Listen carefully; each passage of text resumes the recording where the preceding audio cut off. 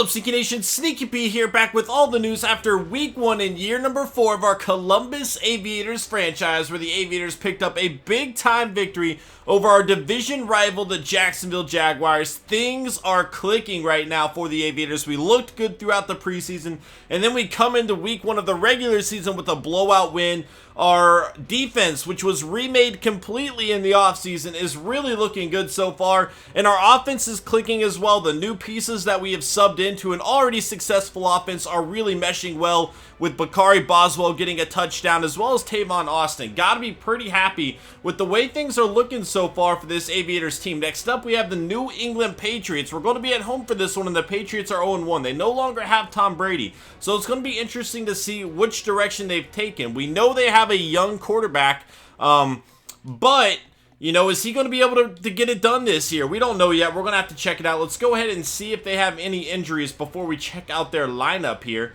Patriots, Le'Veon Bynes, an 85 overall guy, is out for 3 weeks. Now, he is only 21 years old. This is definitely going to be a player to keep an eye on for the future of this series. And then a 57 overall left guard, only 22.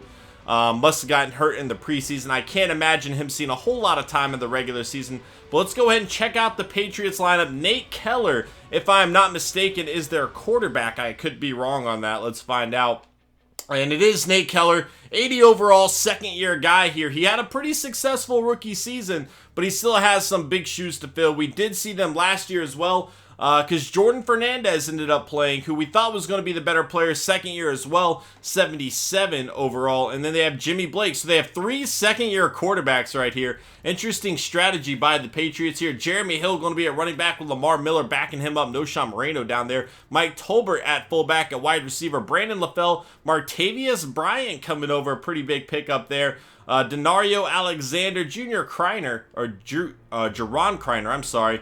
Jarrett Ballard and Chantrell Gandy, a rookie wide receiver out of Troy, 6'4". Rob Gronkowski still getting it done at tight end for him. Ryan Claddy, Trey Jackson at center, Stork at right guard, Parker. So not a great offensive line for them to work with, and that's key. When you have a young quarterback, not giving him a whole lot of time will usually make them a little more prone to mistakes. They do have Jeremy Hill too, and if they can't get the running game going with a decent offensive line, they could be in trouble. We saw our defensive line shut down the run last week. We're going to look to do the same this week.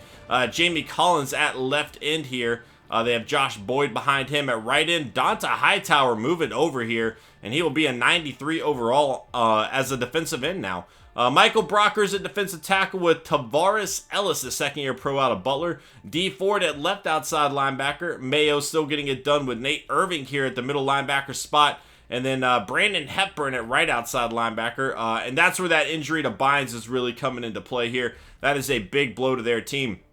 Jason McCourty at quarterback with Malik Maxwell, a third-year pro out of Ohio State here. Keenan Lewis, Stevenson, and Thomas rounding out that crew. Devin McCourty still making it happen at free safety. They have Kenny Phillips behind him as well. At strong safety, Patrick Chung. So a pretty solid secondary here for the Patriots, where they lack depth at other places.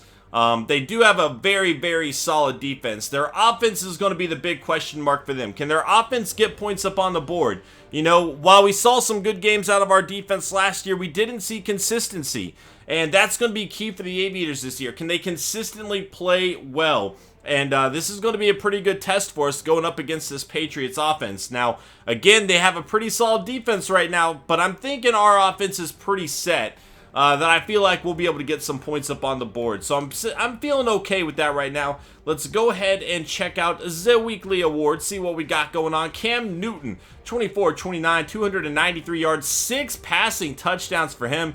And then Boykin with 2 interceptions and 8 tackles. Coleman, 6 tackles, 3 interceptions, a fumble forced, and a fumble recovered. That is an all-around game for the strong safety of the Steelers there. And then Roethlisberger, his teammate, 22-34, 290 yards, 4 passing touchdowns. But Coleman, that's probably one of the better games we will see all week, forcing 4 turnovers by himself. That is absolutely phenomenal. Let's go ahead and check out the stats within our division really quick, just to kind of see what we got.